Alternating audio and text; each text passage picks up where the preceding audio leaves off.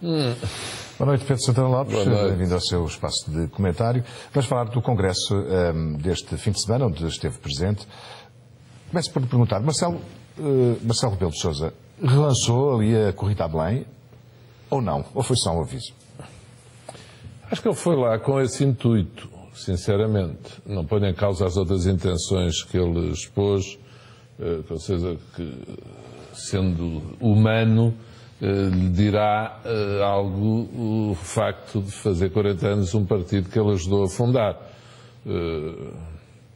Uns ajudaram a fundar, outros tentaram a fundar, portanto varia. Mas o Marcelo tentou, teve épocas de maior proximidade, quase dissidência, mas tem muita história no PPD-PSD.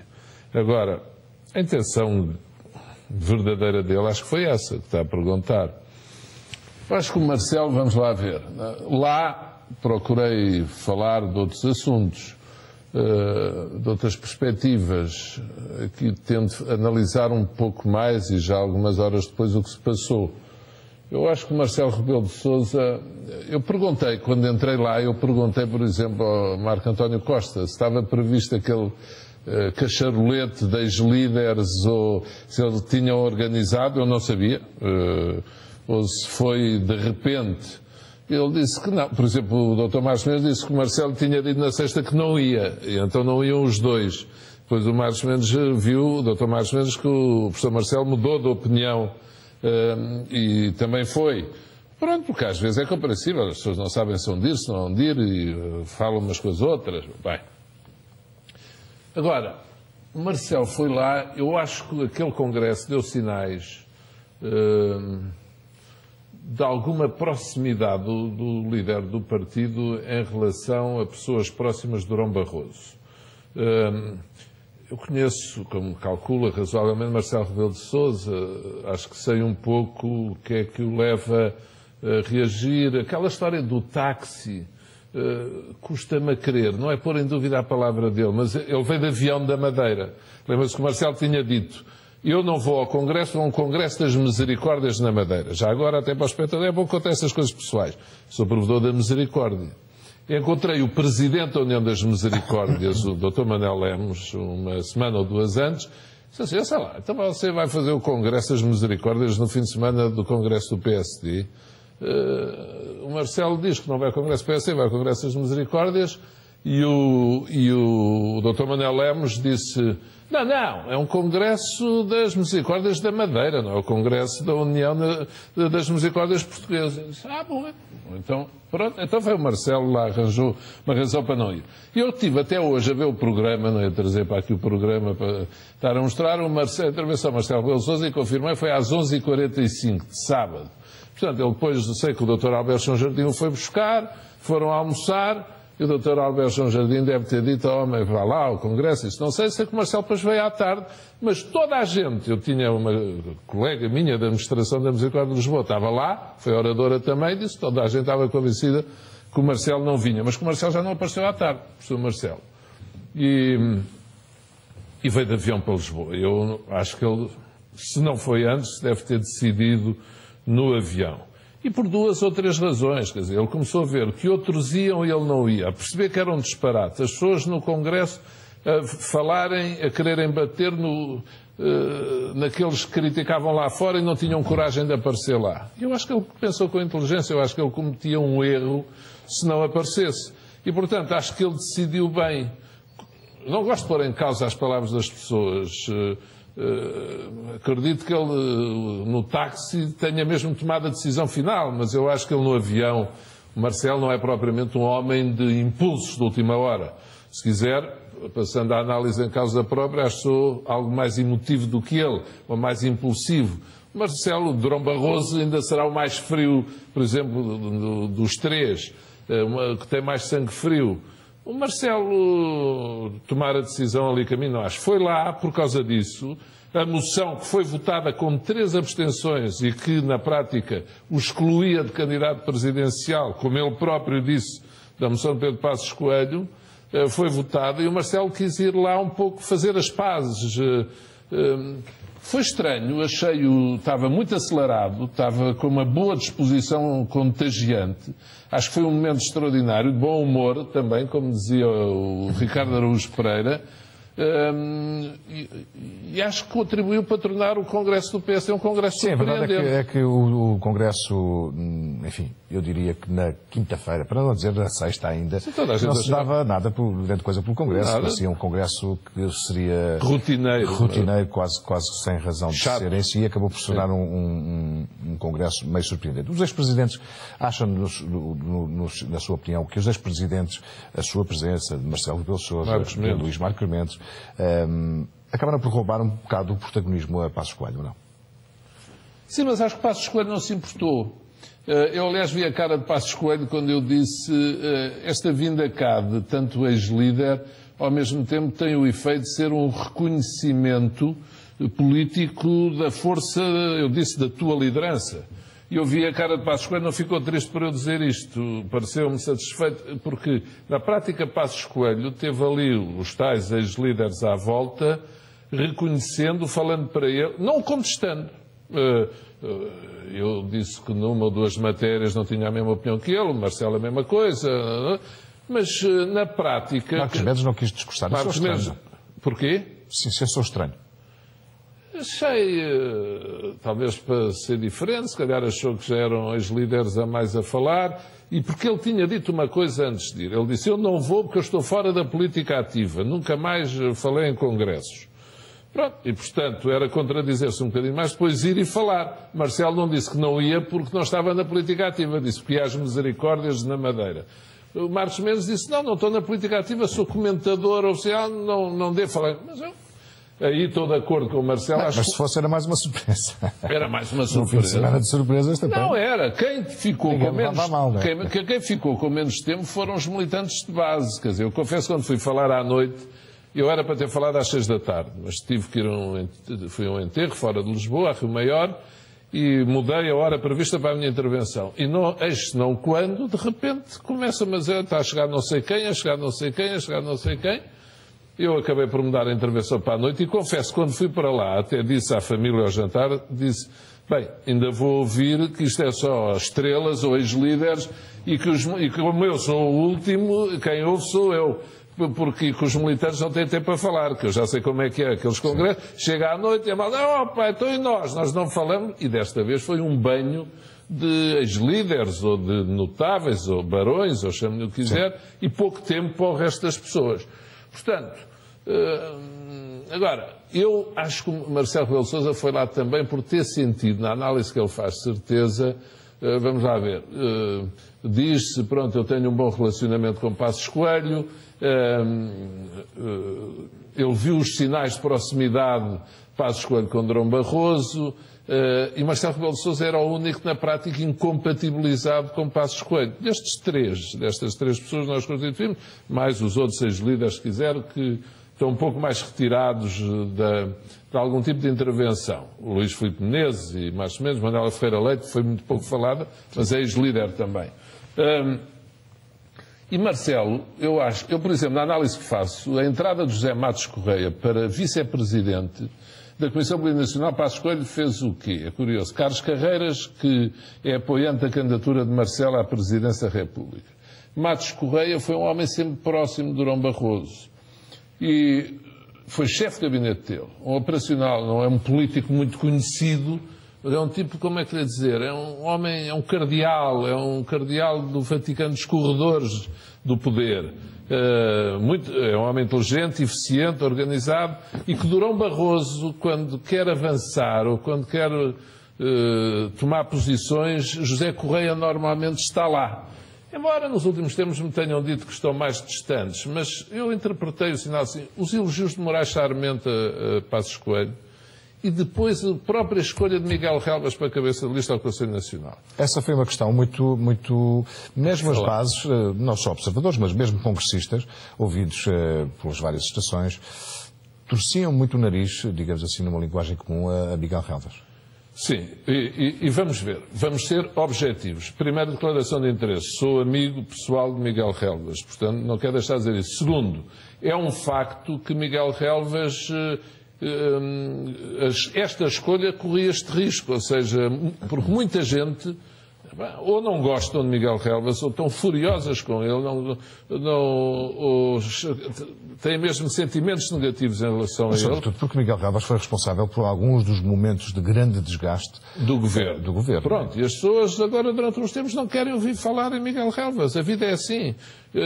Só quem não passou por isso é que não sabe. Eu, quando estou a dizer isto, Miguel Relvas, estou a falar de uma pessoa que tem seu amigo, é difícil falar com objetividade de um amigo, mas eu acho que é isto. Se me perguntassem assim, se Pedro Passos Coelho me tivesse perguntado o que é que achas, eu diria, bem, é um gesto bonito, porque há este lado pessoal, Passos Coelho não querer deixar cair as pessoas que trabalharam com ele, de quem é amigo, quer dizer, se Passos Coelho é presidente do partido, para além dos seus méritos, deve-o a Miguel Relvas. Miguel Relvas, há anos, eu nas diretas de 2008 concorri com Passos Coelho e Manuela Ferreira Leite.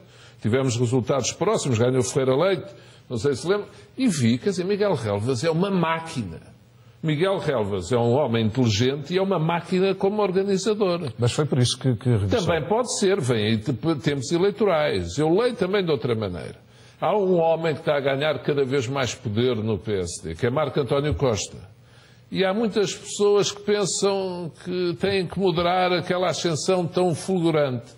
E já no governo, quando Relvas estava no governo, havia um certo frisson, Marco António Costa, Miguel Relvas, dão-se bem pessoalmente, mas alguma disputa. Ficou quem no meio? Jorge Moreira da Silva, em quem Passos Coelho depositou a liderança do partido antes de Moreira da Silva entrar no governo. Veja que agora, uma coisa pouca gente tem realçado, Moreira da Silva continuou primeiro vice-presidente e chamaram a Marco António Costa coordenador, segundo vice-presidente. Ora, quem é que está sentado lá no partido, na cadeira, no gabinete do presidente do partido, pelo que sei, até está mesmo sentado? Marco António Costa. Quem é o homem que comanda o partido no dia-a-dia, de facto? É Marco António Costa. Quem é o presidente em exercício do PSD na prática? É Marco António Costa. No entanto, Passos Coelho e a sua entourage não lhe atribuíram a primeira vice-presidência. Continuou com Moreira da Silva, que é ministro. É um pouco estranho. Por exemplo, com Durão Barroso, eu fui primeiro vice-presidente, eu era presidente da Câmara de Lisboa, mas não estava no governo. Estava mais livre para defender o governo, ou para criticar num ponto ou noutro, fosse o que fosse, porque não estava comprometido na ação governativa. Continua Moreira da Silva. Agora, a entrada de Relvas, porque Relvas é um homem muito influente na estrutura do partido. Quer dizer, Relvas entra, atenção, para o Conselho Nacional, mas representa um regresso dele à política. Quer o convite, quer o facto de ele ter aceito. Nenhuma das duas coisas são acha que foi inudoras. Cedo demais, Pedro Santana Lopes? Pelos termos... Ou seja, há sempre normalmente um luto político quando há uma saída, como foi a de Miguel Relvas, não é? Nos termos daquilo que se costuma chamar a prudência política, terá sido cedo. Eu não vou dizer cedo demais, mas terá sido cedo. Quer dizer, Miguel Relvas não perdia se tivesse mais algum tempo numa posição mais distante que ele tinha anunciado. Mas atenção, eu não o censuro, não o critico, porque, como é que eu lhe dizer? Miguel, eu acho, nós falámos já várias vezes disso aqui, Miguel Relvas cometeu vários erros na vida. Com certeza que sim, nomeadamente aquela história da licenciatura, foi sempre uma história que o prejudicou imenso, sem necessidade nenhuma. Mas fora isso, quer dizer, Miguel Relvas foi meu secretário-geral, foi secretário-geral de Durão Barroso. Atenção, se alguém de quem Miguel Relvas é próximo, é Durão Barroso. Eu estou a dizer isto tudo. Miguel Relvas é um barrosista de sempre. Está a ver? Depois foi como meu secretário-geral, porque eu recebi a equipa de Durão Barroso, nem a mudei, mas recebi com gosto. Ele é uma pessoa eficientíssima. Agora... Acha que é mais um sinal, no sentido de Barroso poder vir a ser candidato presidencial, é isso? Acho. Eu interpretei assim, quer dizer, eu não tenho dúvidas, Passos Coelho é, como Marcelo dizia ontem, eu ouvi Marcelo, e nós comentávamos lá no Congresso, o Passos Coelho, ele é muito assim. Passos Coelho, os seus colegas perguntavam, mas se eu disse que ele tem preocupações sociais, ele não é uma pessoa fria, ele tem uma imagem fria, mas ele é uma pessoa muito afetuosa, é de gestos muito, como é que lhe dizer, que procura distinguir as pessoas, ele é assim, com consideração. Portanto, este é o lado bom, eu acho, com certeza todos temos um lado mau, é o lado simpático, humano de Pedro Passos Coelho. E, portanto, eu acho que Passos Coelho estava um pouco atormentado com ele próprio desde que Relvas saiu do governo, porque para ele pessoalmente foi duro. Uma coisa é política. Passos Coelho como Primeiro-Ministro, Relvas saiu. Outra coisa é o lado pessoal. E na primeira oportunidade Passos Coelho fez isto. Pode ser assim, é censurável. Eu não gosto de censurar e peço aos espectadores que nos ouvem que compreendam também um pouco a minha posição. Eu já estive no lugar das pessoas dizerem se calhar era cedo mais para voltar. E voltei. Acho que na vida, como é que eu lhe dizer, se temos a consciência tranquila, está a ver? Relvas, mas para isso é preciso saber reconhecer erros. Eu um dia ainda gostava de ouvir Miguel Relvas, quem sou amigo, admitir em público 1 ou 2 erros, ou 3 do seu percurso. Quando digo pessoal, político. Sim. Está a ver? Gostava de o admitir. Eu já procurei fazê-lo comigo, porque isto de as pessoas errarem, causarem prejuízos, saírem e voltarem sem dizerem, sem fazerem um balanço crítico, acho que também não é bom. Porque as pessoas têm que haver também na política, ao lado da humanidade, mas a política é serviço público. E, portanto, não são relações privadas. E, portanto, uma pessoa diz, está bem, eu voltei, ou o Primeiro-Ministro dizer, está bem, voltou, porque o Primeiro-Ministro já o disse, ou alguém por ele, mas Relvas também um dia destes eu acho que ele deve falar. Deve falar daquilo que os portugueses muito criticam nele, um certo ar... Miguel Relvas é prejudicado até por uma coisa, muitas vezes. Por um tico de sorriso nervoso que ele tem, que as pessoas acham que ele está a brincar com coisas sérias. Às vezes parece irónico, não é? Parece irónico, mas enfim. Mas eu testemunho que é um homem cheio de qualidades. Os amigos são assim. Vamos ver, há pouco falamos de Durão Barroso, já falamos aqui várias vezes. Passos Coelho também falou de Durão Barroso. Não falou diretamente, mas citou uma frase que é muito uma ideia de Durão Barroso. Que é uma ideia de Durão Barroso. Essa frase que vamos ver agora foi no Congresso do PSD. Em Portugal, como em alguns outros países, nestes últimos anos começaram a aparecer algumas críticas mais radicais a semear, com muita demagogia e o populismo QB, uma linha de responsabilização em Bruxelas por aquilo que correu mal nos países que não fizeram o seu trabalho de casa. Deixem-me dizer 2 notas muito breves sobre isso apenas. Em primeiro lugar, se não tivesse sido a resposta europeia solidária, os 3 anos que estamos a concluir teriam sido bem mais difíceis do que foram para os portugueses. É justamente a todos os países que integram a Europa que devemos solidariamente reconhecer o apoio que nos foi prestado quando precisámos dele. Em segundo lugar, que essa Europa que não estava preparada para resolver estes problemas se começou a organizar para poder levar mais longe a coesão, mas também a responsabilidade dentro do espaço europeu. Passos Coelho, posso dizer que Passos Coelho é um barrosista, digamos assim? Eu não diria, mas que Passos Coelho não é da escola do porreiro pá. Barrosista era mais José Sócrates do que Passos Coelho, mas próximo está, eu acho. Deixa-me ler aqui nas frases que tenho comigo, uma frase de Durão Barroso aqui há uns tempos, mas que ele repete de vez em quando. Alguns líderes políticos são fracos e não têm a coragem de explicar porque é que os seus países estão na situação em que estão. Em vez de reconhecerem os problemas, alguns governos ou líderes tentam encontrar desculpas. E por vezes é mais fácil dizer que é preciso tomar determinada decisão porque lhes foi imposta por Bruxelas. Acrescentando que a Comissão Europeia e o Banco Central Europeu nunca impuseram nada, limitando-se a implementar decisões tomadas pelos países da zona euro. Isto que Passos Coelho disse aqui é muito igual ao pensamento de Durão Barroso. É dizer, ao fim e ao cabo, não batam na Europa, não batam na Comissão Europeia, nos outros países europeus. Os nossos parceiros europeus são muito solidários connosco. Portanto, eu não estou a dizer que Passos Coelho, como disse, é um barrosista, mas quando foi a disputa, em 1995, a Nogueira e Durão Barroso, Passos Coelho apoiou Durão Barroso. depois afastaram-se, tiveram algum afastamento, mas o exercício de funções por Passos Coelho, enquanto Primeiro-Ministro, e de Barroso, enquanto Presidente da Comissão Europeia, naturalmente também os aproximou muito, como aproximou José Sócrates e Durão Barroso. Eu há pouco estava a brincar, a ironizar, mas quer dizer, a vida é assim. Eu, enquanto Primeiro-Ministro, também, o Presidente da Comissão Europeia que conheci já foi Durão Barroso, porque ele foi para lá quando eu fui nomeado Primeiro-Ministro e, portanto, os Primeiros-Ministros têm que lidar muito com ele e ele tem que lidar com os governos portugueses. Agora, o que noto é os homens próximos de Durão Barroso, e Miguel Calvas é um deles, a tomarem posições estratégicas no partido. Há uma coisa há uma coisa que é curiosa, de algum modo, é que não houve uma palavra de presidenciais neste Congresso. Não, e não houve nenhum pacto. Porque é ser demais? Talvez. Mas não só por isso. Eu acho que ninguém quis dar o primeiro passo. Ninguém se quis atrever. Ninguém se quis pôr a jeito. Ninguém se quis fazer de interessante ou de interessado ou ser tido como abusivo nas palavras proferidas e falar no assunto, nesta altura, podia ser tomado quase como qualquer tipo de manifestação de interesse.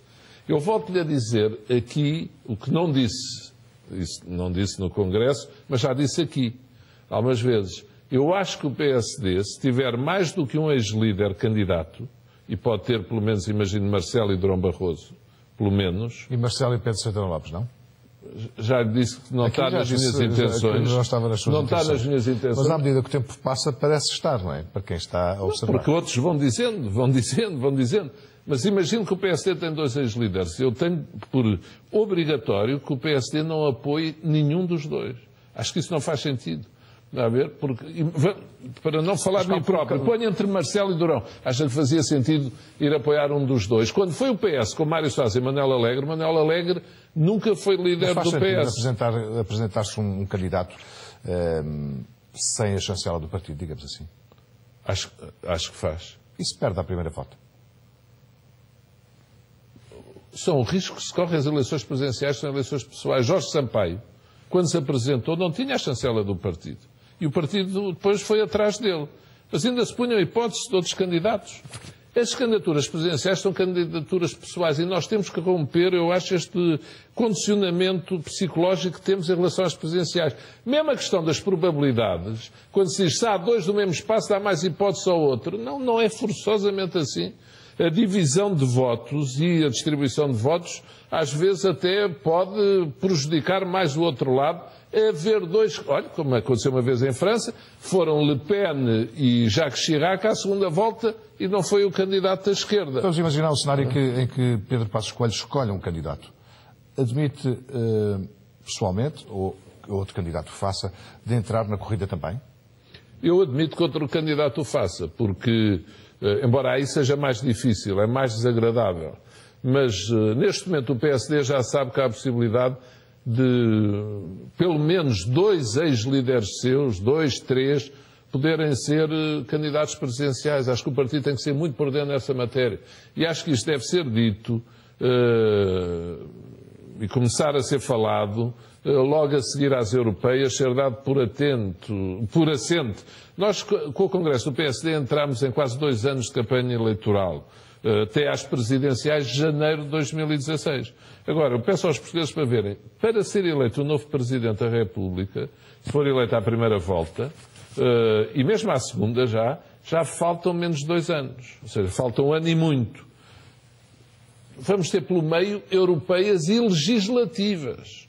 E por isso, se um candidato a Presidente está à espera da chancela do seu partido, então com legislativas tão próximas, liga ao seu destino muito ao destino do seu partido nas legislativas.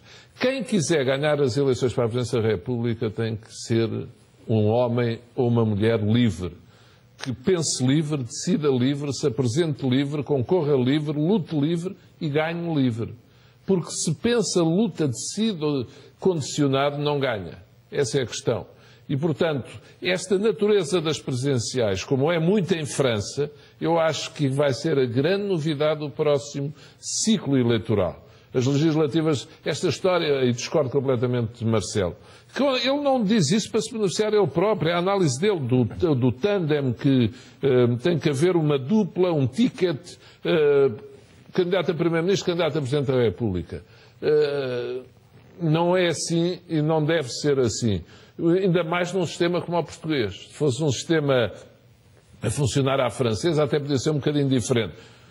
Nós vamos ter legislativas em maio, junho de 2015 e os candidatos a Presidente da República têm que se decidir até ao princípio do ano que vem. Máximo. Mas eu diria, depois das europeias, começam as duas corridas. E se elas são... Já não para, não é? Já não para. Mas vão ser autónomas. E vai ser difícil para os candidatos presidenciais terem legislativas ao mesmo tempo. Nós tínhamos aqui ainda a frase da semana, que foi que era sobre a venda do WhatsApp.